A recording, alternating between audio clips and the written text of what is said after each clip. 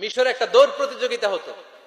ওই দৌড় প্রতিযোগিতায় আমর ইবনুল আস রাদিয়াল্লাহু তাআলা আনহুর ছেলে অংশগ্রহণ করেছে, কিন্তু এক মিশরি ওই দৌড় প্রতিযোগিতায় চ্যাম্পিয়ন হয়ে গেছে, রানার্স আপ হয়েছে আমর ইবনুল আসের ছেলে।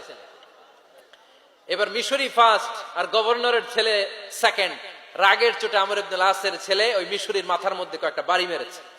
মিশরি বলে, আমার মাল্লা কেন? তুমি খেলায় পারো না, আমারে মাল্লা কেন?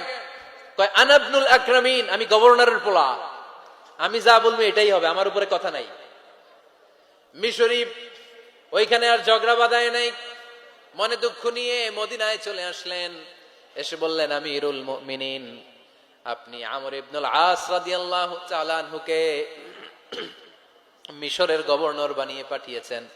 একটা প্রতিযোগিতায় আমি চ্যাম্পিয়ন হয়েছি, ওনার ছেলে হয়েছে রানার আপ। কেন সে চ্যাম্পিয়ন হতে পারে নাই? এই কারণে আমার মাথায় লাঠি দিয়ে 3টা বাড়ি মেরেছে। বিচারটা দিছে কার দরবারে? কথা বুঝেন নাই বোধহয়? ওমরে ফারুকের দরবার। ওমরে ফারুক বললেন, তাই আগামী বছরের অমুক তারিখ আমি সব গভর্নরদেরকে ডেকে হিসাব নিতে, ওই দিন তুই থাকবি, পারবি না? মিশরে বলে, পারবো মানে অবশ্যই পারবো। ওই দিন 7 রাজ্য থেকে 7 গভর্নর হাজির, গভর্নরদের ছেলেরাও হাজির, মিশরীয় হাজির।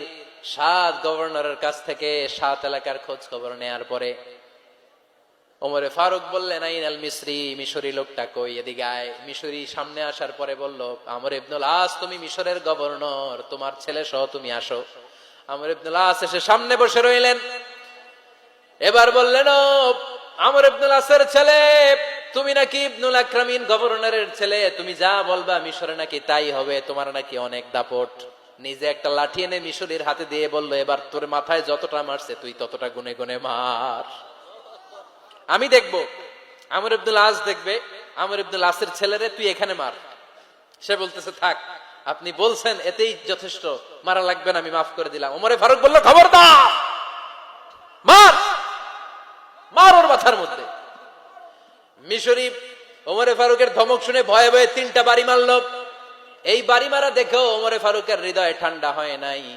লজ্জায় আমর ইবনুল আস, বয়স হয়ে গিয়েছে সাহাবা, মাথা তখন টাক, মাথায় চুল নাই, লজ্জায় মাথা